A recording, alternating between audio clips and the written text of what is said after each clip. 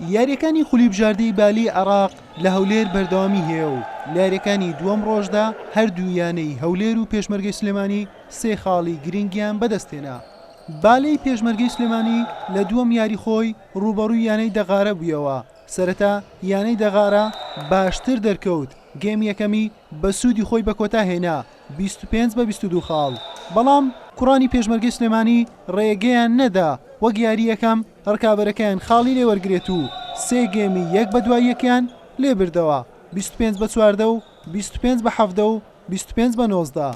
بەمەش پێشمەرگەی سلێمانی بووە یەکەمیانە دووەم سەرکەوتنی بە دوای یەک دەستە بەربکات و بە 5 خاڵ لە خانەی یەکەمدایە. لەخوا بە زیادەکەم ڕۆتوانیمان سێ خاڵی گرنگ، یعنی ئەم سێ خاڵە بۆ ئێمە گرنگ بوو دەستە بەر بکەین ئەو یاریانەی داهاتووش ئینشەڵا بتوانین بە هەمان ئەم دوو یاری ئێمە مهم ئەوەیە کە براوە بووین سێ خاڵمان بەدەستهێنا و ڕاستە ئاسمان بە پێ پێویستنەوە، بەڵام ئینشەڵا بۆ یاریەکانی تر حەقی ئەم دوو یاریەکەینەوە. هەولێری خاوەن خاک لە یەکەم یاری خۆی لە خولەکە ڕوبەڕووی جەیشی براوە بوویەوە لە یاری یەکەم.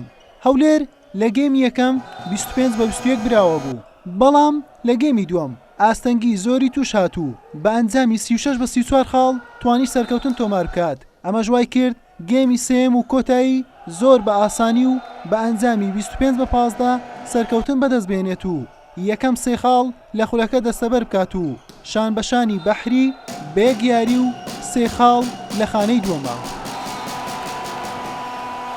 سواز بەخواتانیمان لە یانەی جێژ بینەوە 3-0 و ئەنجامی چاوەڕوان کرا و بەڕاستی ئێمە تەمرینێکی زۆر باشمان کردبوو و بەیانی ژیاریمان لەگەڵ یانەی پێشمەرگەی ئینشاڵڵا بتوانین سەرکەوتنش باش بەدەست بێنین. لارێکی دیکە غازی جنوب سەرکەوتنی بەسەر شورتە دەستەبەر کرد بە ئەنجامی سێ گێم بەرامبەر بە گێمێک. غازی جنوب بووە خاوەنی سێ خاڵ و شورتەش تەنها خاڵێکی هەیە. ڕۆژی دووشەمەش یاریەکانی گەڕی سێم بەردەوام دەبێت و لە بەهێزترین یاری و کلاسیکۆی کوردستان هەولێر و پێشمەرگەی سلێمانی بەیەک دەگەن. حوسێن محەممەد کەناڵی ئاسمانی پێم هەولێر.